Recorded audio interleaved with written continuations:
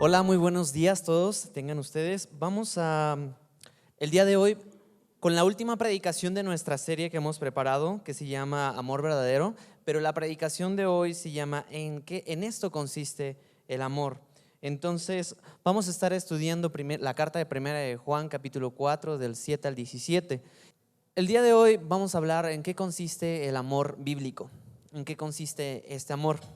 Y bueno, a manera de introducción, me puse a investigar en Google, tecleé qué es el amor, definición de amor, y aparecieron un montón de definiciones. Aparecieron un montón de en esto y que aquello, y que los filósofos griegos, y que los filósofos esto, y que los latinos, y que esto y que lo otro.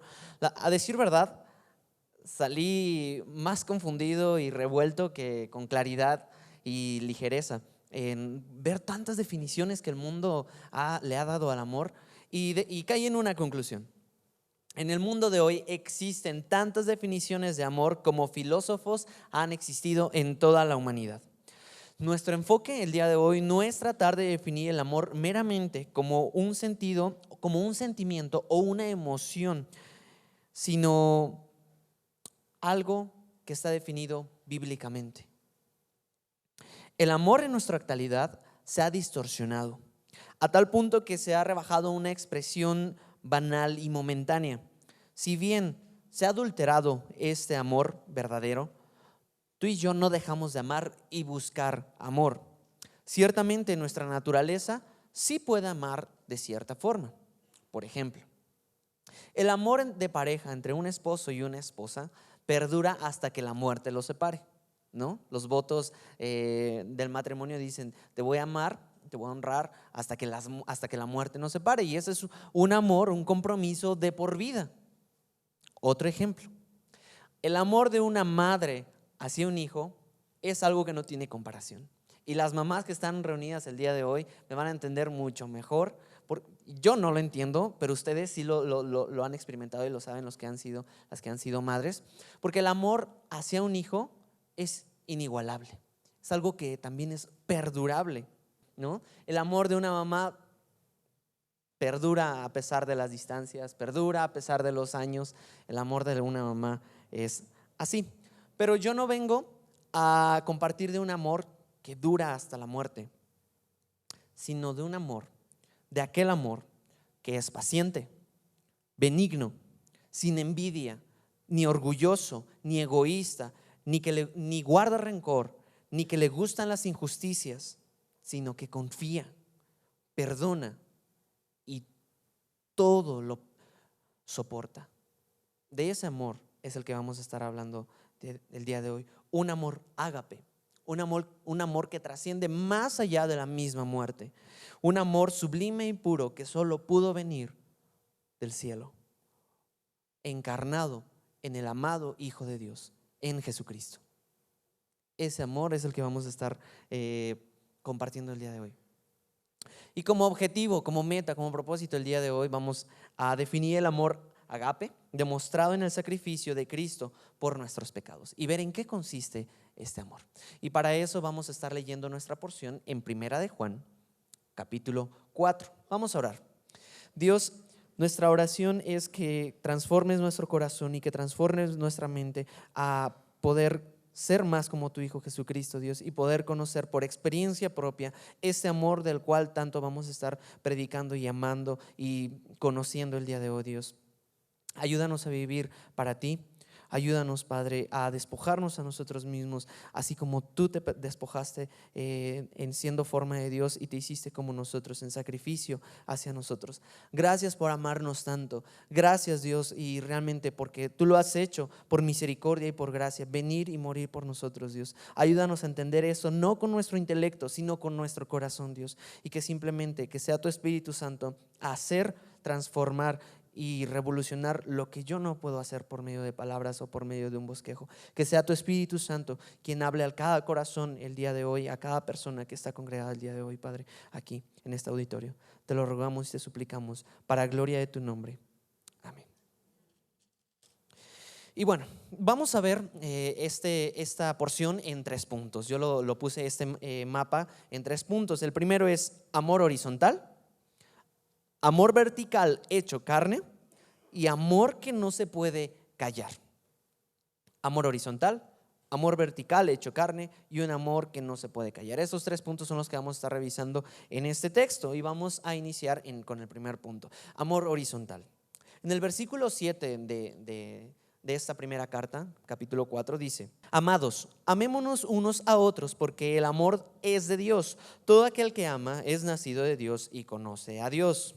Amados, esta palabra clave, amados, se puede traducir también como los que han sido amados. Los que han sido amados reflejen ese amor con los demás. Es decir, pongamos en práctica el amor mutuo. Aquí nos está dando una instrucción a cuál seguir. Imitar la naturaleza de Dios con aquel que tenemos a un lado, con aquel que está viviendo con nosotros. Pareciera una buena oportunidad, escuchando todo esto, para decir: ¿y yo por qué? ¿Yo amar al que tengo a un lado? ¿Y yo por qué? Eric, tú no has conocido a la persona que está a un lado de mí. Me ha dañado tanto, me ha defraudado tanto, me ha ofendido tanto, que no sabes de lo que estás hablando. Yo no puedo amarlo. Me ha herido tanto y me ha dañado tanto que sus ofensas no tienen perdón. No tienes idea de lo que me ha hecho. Tú no sabes cuánta hostilidad ha tenido conmigo. ¿Perdonarlo? ¿Amarlo? ¿Que lo perdone Dios? ¿Yo? No. No sé si esto te suena familiar. No sé si esto ha pasado por tu cabeza una y otra vez. Pero déjame decirte, definitivamente la persona que está a nuestro lado va a pecar en contra tuya. Nos va a ofender, si no es que seguramente ya lo ha hecho. Esta porción, amarnos unos a otros, pareciera injusta y difícil de practicar, dándole una simple lectura. Es por eso, y es muy importante, no olvidar esto que les dije: los que han sido amados. Los que han sido amados, amen. ¿Pero por qué? ¿Amados? ¿Amados de quién? ¿Por qué? Este tipo de amor es un amor agape. Este tipo de amor agape no lo podemos manufacturar o fabricar por nuestra cuenta. Es propiedad de alguien y esa propiedad es de Dios. Así que todo aquel que ama o agapea es nacido, regenerado por Dios y ha conocido personalmente y por experiencia el amor de Dios, y esto es que podemos amar a nuestro prójimo. Es que hemos experimentado personalmente el amor de Dios y que podemos amar a nuestro prójimo. Y he aquí una pregunta: ¿tú has tenido un encuentro personal con el Dios de amor? ¿Has experimentado ese amor perdonador, paciente y benigno en tu vida? Versículo 18. El que no ama no ha conocido a Dios, porque Dios es amor. El que no ejercita este amor no ha experimentado a Dios, no ha tenido un encuentro real con Jesucristo, ya que este amor celestial afecta a la persona en su totalidad. Afecta su corazón, afecta su mente, afecta su manera de relacionarse con las demás personas, afecta la manera en que perdonamos y extendemos misericordia, afecta todo en nuestra vida. Este amor es envolvente. Pude resumirlo en esta frase: para reflejar el amor horizontal es necesario experimentar el amor vertical. Para reflejar el amor horizontal, repito, es necesario experimentar el amor vertical.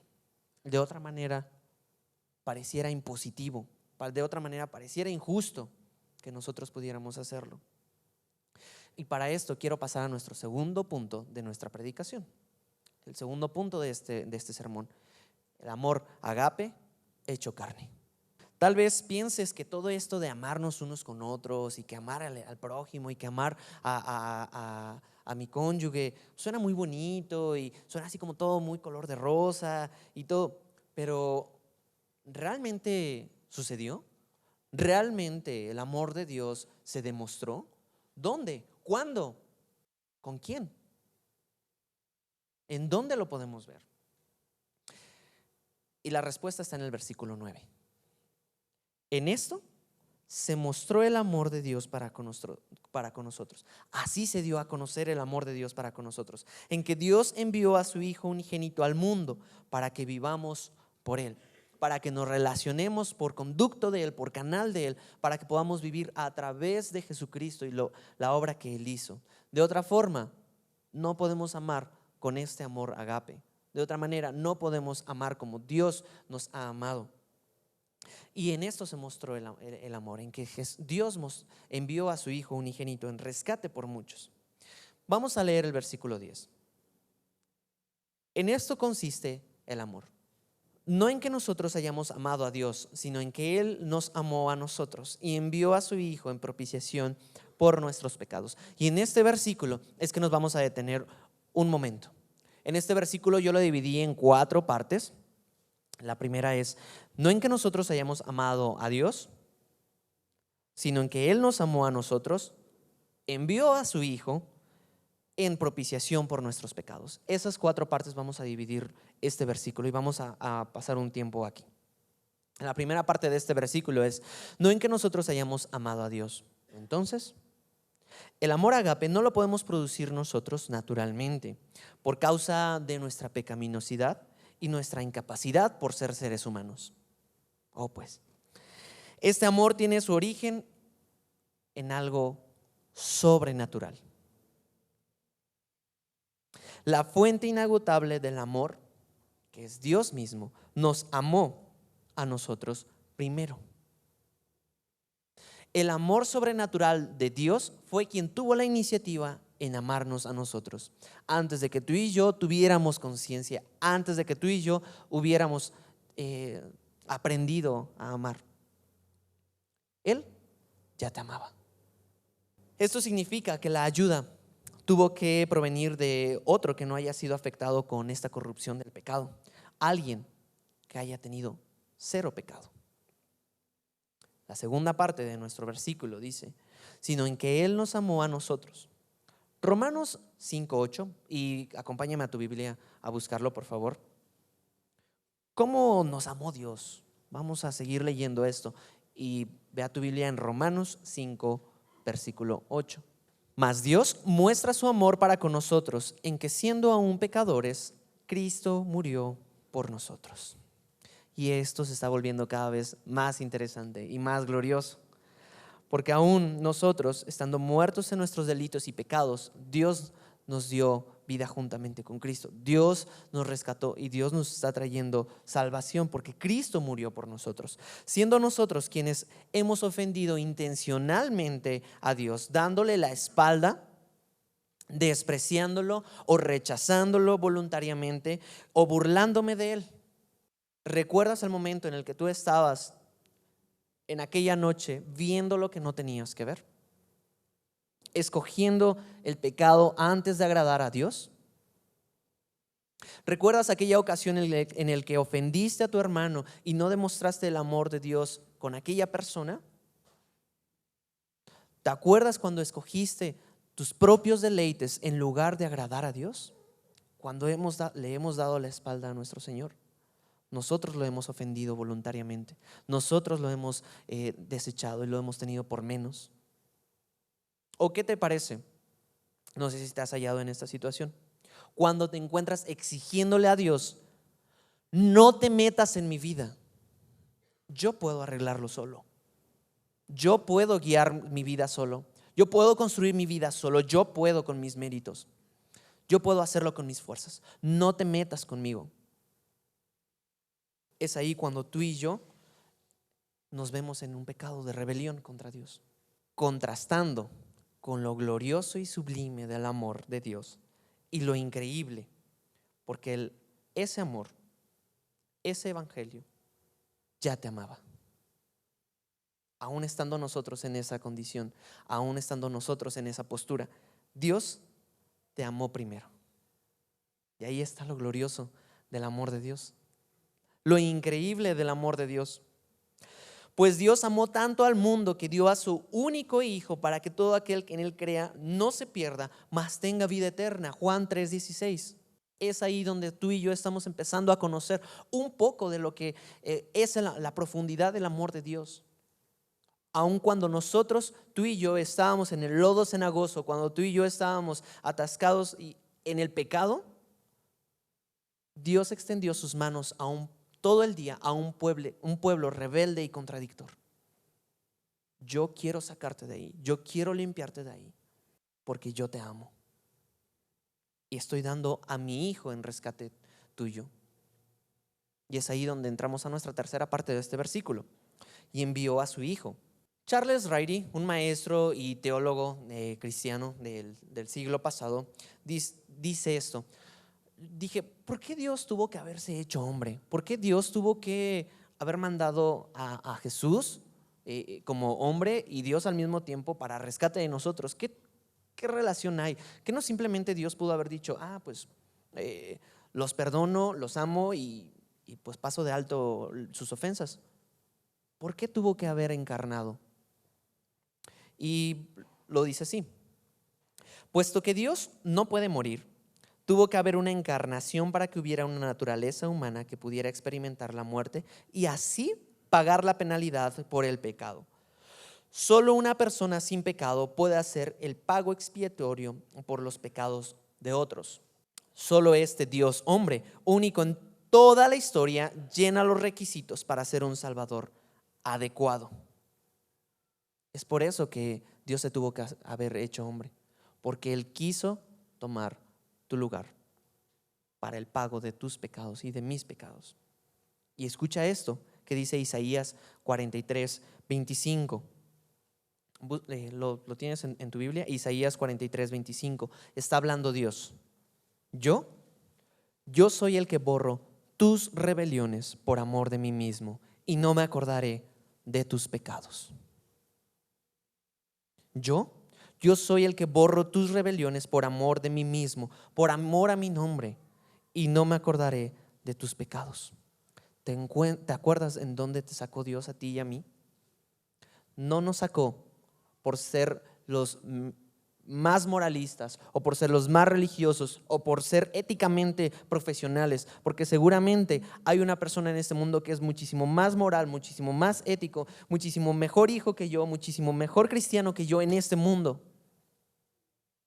Pero Dios a ti y a mí no nos escogió por nuestro rendimiento y por lo que estábamos haciendo, porque Dios nos encontró en la peor condición en la que estábamos, ahogados en el pecado, esclavizados por el pecado. Dios borró nuestras rebeliones por amor a sí mismo, por amor a su nombre. Y esta es la promesa que a ti y a mí nos da: y no me acordaré más de tus pecados. Eso es lo glorioso. La cuarta parte de este versículo dice: en propiciación por nuestros pecados. ¿Qué significa propiciación? Cuando se escribió esta carta de primera de Juan, Juan estaba dirigiendo a sus los que estaban escuchando, personas que tenían este concepto y que es muy en la mente, muy fresco, sabían de lo que se estaba hablando, de lo que Juan se estaba refiriendo. Pero a lo mejor para ti y para mí en nuestra actualidad, la propiciación y que la expiación y todo eso no nos suena muy familiar. Es por eso que me puse a investigar qué significa propiciación, y la Real Academia de la Lengua Española dice: es una acción agradable a Dios con que se le mueve a piedad y misericordia, sacrificio que se ofrecía en la ley antigua para aplacar la justicia divina y tener a Dios propicio. Dios, por ser justo, aborrece definitivamente el pecado. Destaco que para Dios no hay escalas de pecado: pecadito, pecado y pecadote. No. Para Dios el pecado es pecado. Y esto tiene una consecuencia eterna: la muerte. Porque la paga del pecado es muerte. El estándar para agradar a Dios para cualquier persona en este mundo es cero pecado. El requisito es haber cumplido la perfecta ley de Dios al pie de la letra, sin errores. Este estándar para el hombre parece completamente inalcanzable. Tú y yo hemos pecado seguramente hoy en la mañana, ayer. Si pudiéramos sumar los pecados que tuve hoy en la mañana, los que tuve ayer o en la semana, más los del mes, más los años de tu vida, ¿hemos cumplido la ley de Dios? ¿Hemos podido decir tú y yo: tengo cero pecado en mi vida? Para ti y para mí el estándar para agradar a Dios parece inalcanzable. La justicia de Dios sobre el pecado siempre se cumple y Dios no pasa por alto ninguno de sus estatutos. Por lo que si tú y yo parece que definitivamente estamos descalificados, no te voy a mentir, lo estamos. Nuestro deseo de tener una relación con el Dios de amor se ve tan lejana y poco real con base a nuestro rendimiento, con base a nuestro esfuerzo. Así se ve. Pero vamos a ver qué tiene que ver la propiciación con todo esto de nuestro pecado. Vamos a leer en tu Biblia, por favor, Hebreos capítulo 9, del 19 al 28. Porque vamos a ver cuál era el contexto de la propiciación y de la expiación referente al pecado. Dice: porque habiendo anunciado Moisés todos los mandamientos de la ley a todo el pueblo, tomó la sangre de los becerros y de los machos cabríos con agua, lana escarlata e hisopo, y roció el mismo libro y también a todo el pueblo, diciendo: esta es la sangre del pacto de Dios que Dios os ha mandado. Y además de esto, roció también con la sangre el tabernáculo y todos los vasos del ministerio. Y casi todo es purificado según la ley con sangre. Y sin derramamiento de sangre no se hace remisión o perdón de pecados. 23. Fue pues necesario que las figuras de las cosas celestiales fueran purificadas así, pero las cosas celestiales mismas con mejores sacrificios que estos. Porque no entró Cristo en el santuario hecho de mano, figura del verdadero, sino en el cielo mismo, para presentarse ahora por nosotros delante de Dios, y no para ofrecerse muchas veces, como entra el sumo sacerdote en el lugar santísimo cada año con sangre ajena.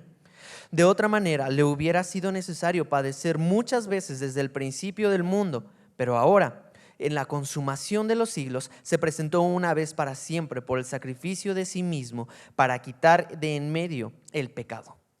Y de la manera que está establecido para los hombres que mueran una sola vez y después de esto el juicio, así también Cristo fue ofrecido una sola vez para llevar los pecados de muchos, y aparecerá por segunda vez sin relación con el pecado para salvar a los que le esperan.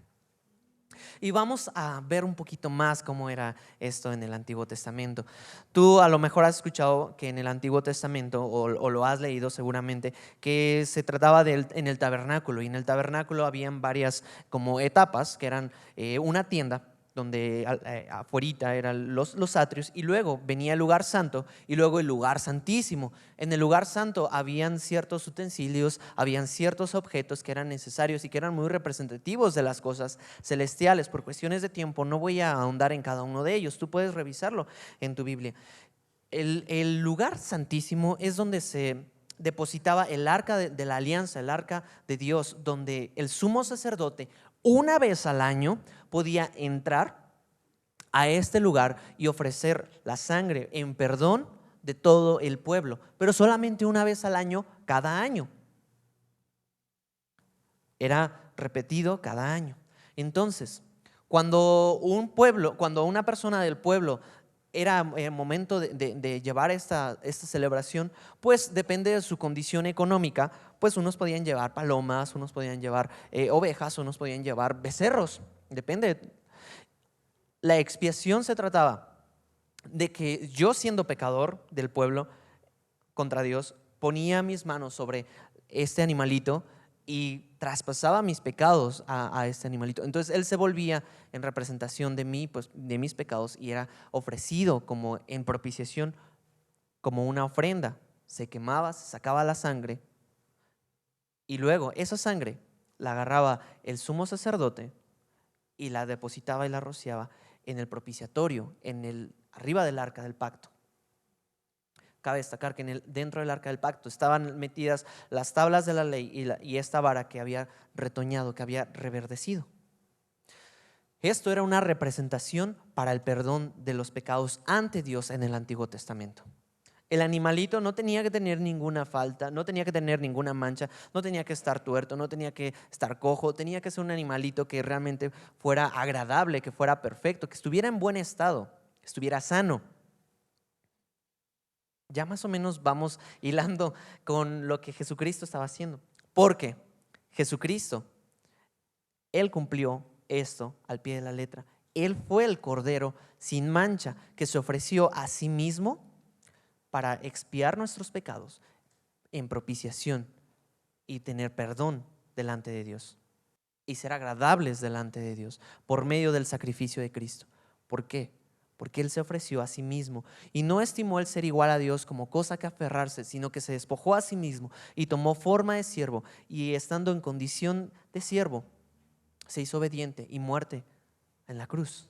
Fue como un cordero que fue llevado al matadero, que no abrió su boca en perdón por tus pecados y por mis pecados, por tus faltas, por mis faltas. Y es ahí donde tú y yo estamos encontrando a un Dios glorioso. Ese amor tan profundo que aún estando nosotros en nuestro chiquero de pecado, Dios dijo: yo me ofrezco a morir por ellos. Yo me ofrezco a hacer esa ofrenda. Y fue Jesús el único que cumplió la perfecta ley de Dios, hecho hombre, y Él no cometió ningún pecado. Y fue a través de su sacrificio en la cruz que Él pudo decir, por su muerte, porque Él se ofreció, que Él pudo decir: consumado es, pagado por completo. La deuda que este mundo tenía contra Dios ha sido pagada por completo en el sacrificio de Cristo. Y ahí está la profundidad y el amor y lo glorioso de ese amor bíblico. Es ahí donde tú y yo podemos empezar a conocer, donde tú y yo podemos descansar, en que Él pagó por nuestros pecados en propiciación, en el lugar que nosotros debimos estar. Él tuvo que estar en la cruz y sufrir todas nuestras penalidades, sufrir que su cuerpo fuera quebrantado, inmolado por ti y por mí. Este es el amor bíblico, este es un amor real. ¿Acaso tú, si conocieras al peor delincuente del penal de Querétaro, ofrecerías a tu hijo para que él fuera libre? ¿Saben qué? Ofrezco a mi hijo para que el peor, ese delincuente que fue condenado a muerte, quiero que sea libre. Y aquí está mi hijo, lo ofrezco. ¿Tú serías capaz? O si alguien te haya ofendido a ti, que se haya rebelado en contra de ti, que se haya burlado en tu cara, que te haya ofendido, que se haya puesto rebelde en contra tuya, tú dirías: ¿sabes qué? Porque te amo, te entrego a mi hijo. Y Dios, en su profundo amor, sí lo hizo por ti y por mí. Y eso es lo glorioso. Eso es lo increíble. Lo que yo no puedo expresarte con palabras, mi oración y mi ruego es de que el Espíritu Santo haga lo que tenga que hacer en tu corazón. Yo me quedo muy corto al compartir del amor de Dios. Mis palabras de manera sonora o escrita no alcanzan a describir cuán profundo, cuán alto, cuán ancho, cuán grande es el amor de Dios. Solamente tú y yo, experimentándolo personalmente, es que podemos conocer ese amor. De otra manera no podemos. Mi pregunta otra vez es: ¿tú ya has experimentado ese amor? ¿O has endurecido tu corazón y le has dicho: Dios, no te metas en mi vida? Nuestro anhelo y nuestra intención, iglesia, es que tú y yo podamos correr a Dios y decir: Dios, perdona mis pecados, perdóname, y poder vivir una vida de arrepentimiento. Conociendo esto y habiendo estudiado esto, vamos a continuar en nuestro versículo 11 de Primera de Juan. El versículo número 11 del capítulo 4 dice: amados, si Dios nos ha amado así, debemos también nosotros amarnos unos a otros. Ahora, esta instrucción, amarnos unos a otros, ya no se vuelve una carga, ya no se vuelve algo injusto. ¿Te das cuenta? Amados, si Dios nos ha amado así, sacrificialmente, soportando todo, perdonando nuestras ofensas, mostrando misericordia, si Dios nos ha amado así, debemos también nosotros amar unos a otros. Y esto ya no se vuelve una injusticia para ti, para mí, al momento de amar a tu pareja o a la persona que está a un lado tuyo. Esto ya no se vuelve tan difícil cuando tú y yo hemos experimentado personalmente el amor de Dios. Porque sabemos lo que Dios hizo por nosotros y cómo no imitar el amor de Dios y el perdón con las demás personas. ¿Cómo no imitar ese amor? Versículo 12. Nadie ha visto jamás a Dios. Si nos amamos unos a otros, Dios permanece en nosotros y su amor se ha perfeccionado en nosotros. En esto conocemos que permanecemos en Él y Él en nosotros, en que nos ha dado de su Espíritu. Y aquí es algo muy importante y algo en el cual también para ti y para mí nos debe traer mucho descanso. ¿Recuerdas que tú y yo no podemos fabricar o manufacturar este amor agape, sacrificial y perdonador en nuestra vida? Somos incapaces por nuestra naturaleza, pero Dios, a través de la resurrección de Cristo, por medio del Espíritu Santo, también nos proveyó al Espíritu Santo, a mí y a mí, y es a través de su poder que podemos dar un fruto de amor. ¿Recuerdas Gálatas 5? Porque los frutos del Espíritu son amor, gozo, paz, es un fruto del Espíritu. Aún en eso Dios está diciéndote, yo soy el que produzco eso en tu vida. Y eso para ti, para mí es algo en lo que debemos de estar muy agradecidos. Dios, gracias por darnos a tu Espíritu Santo. Ayúdanos a permanecer en Él. Ayúdanos a buscarnos y a saturarnos de tu Espíritu Santo para que seas tú el que esté obrando a través de nuestra vida al momento de amar a mi mamá, a través de amar a mi hijo, a través de amar a tu esposo, amar a tu esposa, amar a tu prójimo. Es ese mismo amor, es ese mismo Espíritu Santo que a ti y a mí, a los servidores que están en esta iglesia, a los pastores, nos mueve a amarlos a ustedes. Es el amor de Dios que nos está moviendo a ser unos imitadores de ese atributo y de esa característica tan sublime de Dios. En esto conocemos que permanecemos en Él y Él en nosotros, en que nos ha dado de su Espíritu. Versículo 14. Y nosotros hemos visto y testificamos que el Padre ha enviado al Hijo, el Salvador del mundo. Todo aquel que confiese que Jesús es el Hijo de Dios, Dios permanece en Él y Él en Dios. Y aquí quiero ir pasando a nuestro último punto de nuestro sermón. Un amor que no podemos callar. Un amor tan ferviente que no podemos decir, ay, me lo voy a guardar y me voy a guardar el secreto. Es un amor que se nota. Es un amor, si tú has estado en esta etapa de enamoramiento y tú reconoces ahorita a una persona que está enamorada, se le nota a leguas, dirían por ahí, que está enamorado de alguien más, ¿no? Se le nota a diestra y siniestra, ¿no? Se le nota, mucho más se nota cuando hemos amado fervientemente a nuestro Señor. Ese amor no se puede ocultar. Y Juan está diciéndolo, yo se los digo porque yo he palpado ese amor. Yo palpé en los capítulos anteriores de Juan, dice, nosotros hemos tocado a Jesucristo, nosotros estuvimos con Él personalmente. Y es algo que no podemos callarnos, es un amor que arde dentro de nosotros y queremos compartirlo, queremos testificarlo. Es ahí que dice, nosotros hemos conocido y creído el amor de Dios que tiene para con nosotros. Dios es amor y el que permanece en amor permanece en Dios y Dios en Él. Él está diciendo, lo único que necesitamos es permanecer en Él. Mi oración y nuestra oración es de que podamos conocer el amor de Dios todos los días, constantemente, para que podamos tener este amor ferviente para con nuestros hermanos y primeramente entender y decirle Dios, enséñame tu gracia y tu misericordia, porque a veces se me olvida. Permanecer en Dios, permanecer en su amor es algo que a ti y a mí nos es necesario. Y testificar de ese amor es un privilegio que para ti y para mí se nos ha otorgado. Ni a los ángeles se le ha otorgado ese privilegio de glorificar a Dios por medio de la predicación hablada, por medio de ser testigos del amor de Dios, por medio de la evangelización. Yo le digo, es un amor evangelístico.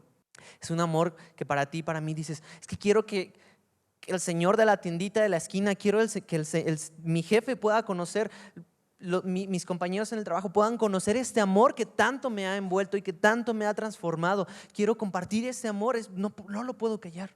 Y ahí es donde ese amor se vuelve evangelístico y se vuelve que podemos compartirlo a las demás personas. Para ir terminando nuestro sermón y nuestro estudio el día de hoy, vamos a leer el versículo 17. En esto se ha perfeccionado el amor en nosotros, para que tengamos confianza en el día del juicio. Pues como Él es, así somos nosotros en este mundo. Así se ha perfeccionado el amor en nosotros para que tengamos confianza en el día del juicio. ¿Recuerdas que yo al principio te dije que no te venía a predicar de un amor que duraba solamente hasta la muerte, sino que el amor de Dios trasciende más allá de la misma muerte? Trasciende más allá de lo que nosotros podemos ver. Y es ahí cuando nosotros hemos experimentado a Dios que podamos tener confianza en el día del juicio. Cuando Dios diga, cuando nos presentemos ante el tribunal de Dios y Dios diga, ¿eres pecador? Y tú y yo no sé qué vamos a hacer, pero me pongo a imaginar, Dios, tú bien conoces mi corazón. Tú bien conoces que he pecado voluntariamente contra ti. Bien conoces que te he ofendido y bien conoces que me he apartado de ti muchas veces. Sabes que no te he amado tan apasionadamente como tú lo has hecho conmigo. No tengo perdón. Me siento avergonzado por mi pecado. No puedo agradarte, Dios. Tu santidad y tu perfección, no puedo agradarlas. Me siento avergonzado delante de ellas. Mi vida no puede ser salva. Lo único que tengo es lo que Jesucristo hizo por mí. El amor de Jesucristo es el único que puede tener salvación en mi vida, Dios. Y para ti y para mí, el amor de Cristo trasciende más allá de la muerte, porque nos da vida eterna, una plenitud eterna con la persona que nos amó desde antes de que tú y yo tuviéramos conciencia. Un amor que nos ha amado toda la vida, toda la eternidad. En Jesucristo es quien podemos tener esta confianza. Quiero ir terminando nuestra predicación con una frase de Paul Washer que dijo: Dios me ama y eso es suficiente. Dios me ama y eso es suficiente. No mis esfuerzos, no mi condición, no lo que yo pueda hacer a través de la religión. Dios me ama y eso es suficiente por la obra de Jesús. Así que tú y yo, si hemos endurecido nuestro corazón al amor de Dios o no hemos experimentado ese amor palpable en tu vida, vamos a tomar un momento para que tú y yo podamos ponernos a cuentas con Dios y decirle: Dios, así estoy. Y que el Espíritu Santo haga lo que yo no puedo hacer en nuestros corazones. Guiarnos por gracia y por amor al arrepentimiento y poder estar permaneciendo en Dios. Esa es mi oración. Y vamos a tomar un tiempo ahí, tú y yo, en nuestros lugares, para poder tomar un tiempo con Dios y ponernos a cuentas.